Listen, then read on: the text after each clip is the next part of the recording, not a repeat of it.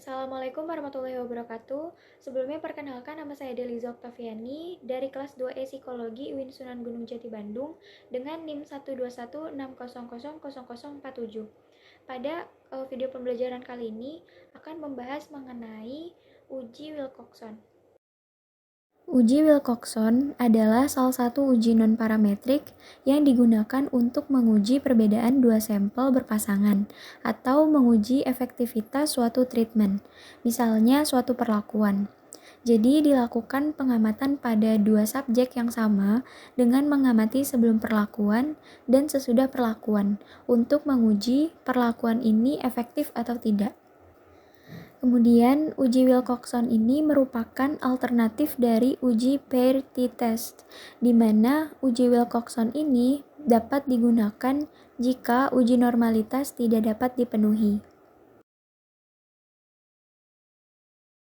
Spesifikasi yang digunakan pada uji Wilcoxon yaitu pertama, data tidak berdistribusi normal, kemudian berasal dari dua kelompok sampel yang saling berpasangan atau asal populasinya sama, kemudian data observasi minimal berskala ordinal, interval, atau rasio, kemudian uji Wilcoxon ini memperhatikan arah perbedaan dan nilai relatif perbedaan dari dua keadaan atau perlakuan. Statistik uji Wilcoxon untuk N kurang dari 25, yang pertama itu hitung selisih nilai data kelompok 1 dengan kelompok 2. Kemudian beri peringkat untuk nilai mutlak dari selisih tersebut. Lalu beri tanda positif atau negatif sesuai dengan nilai selisih pada langkah pertama. Selanjutnya, kita jumlahkan masing-masing peringkat yang bertanda positif dan bertanda negatif. Jadi, kita punya dua nilai. Kemudian, statistik uji yang digunakan untuk masing-masing hipotesis adalah T sama dengan min. Kriteria uji untuk N kurang dari 25 yaitu tolak H0 jika T hitung kurang dari T tabel, di mana T tabel ini diperoleh dari tabel Wilcoxon atau tabel G, atau p-value kurang dari alpha.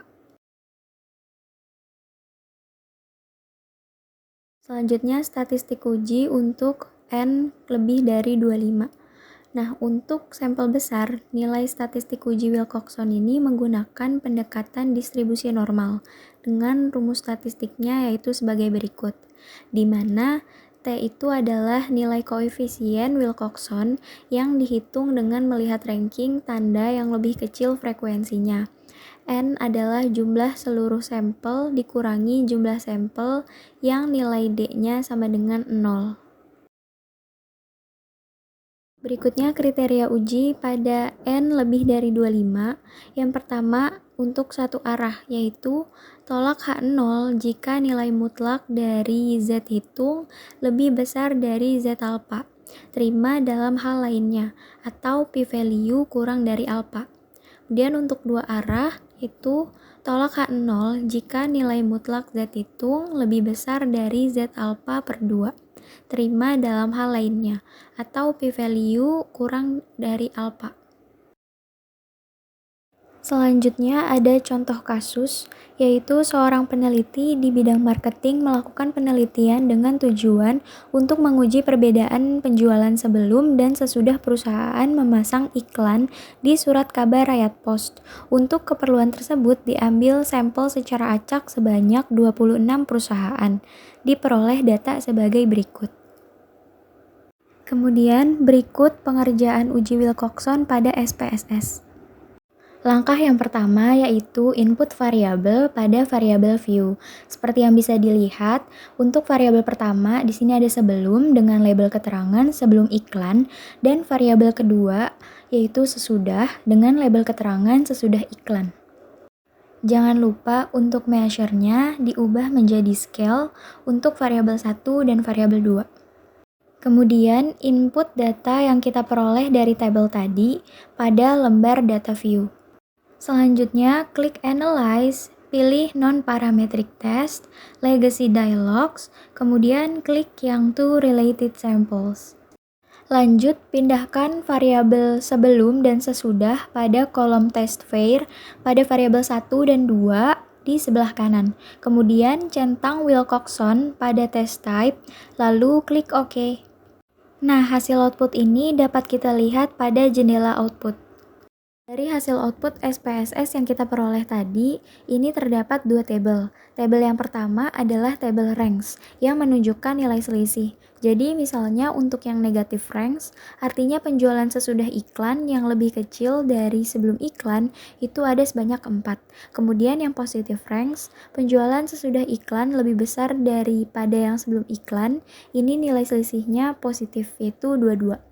Kemudian yang ties ini adalah penjualan sesudah iklan itu sama dengan penjualan sebelum iklan. Ini nilainya adalah 0.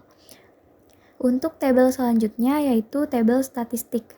Nilai Z-nya itu adalah negatif 3,026 dan p-value-nya yaitu 0,002. Hipotesis statistiknya yaitu H0 untuk tidak terdapat perbedaan penjualan sebelum dan sesudah perusahaan memasang iklan di surat kabar rakyat pos, dan H1 untuk terdapat perbedaan penjualan sebelum dan sesudah perusahaan memasang iklan di surat kabar rakyat pos, dengan alfanya yaitu 5%. Kriteria ujinya yaitu tolak H0 jika nilai mutlak dari Z hitung lebih besar dari Z alfa. Terima dalam hal lainnya, atau p-value kurang dari alfa. Nah, berdasarkan hasil SPSS tersebut, nilai Z hitungnya yaitu min 3,026 dengan alfanya yaitu 0,05. Maka diperoleh nilai Z tabelnya sama dengan 1,64 dari tabel distribusi normal baku.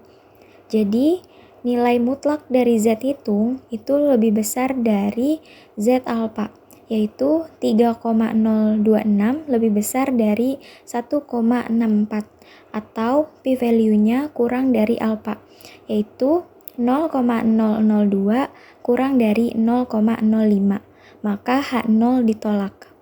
Jadi, berdasarkan hasil tersebut, dapat disimpulkan bahwa terdapat perbedaan penjualan sebelum dan sesudah perusahaan memasang iklan di surat kabar rakyat pos.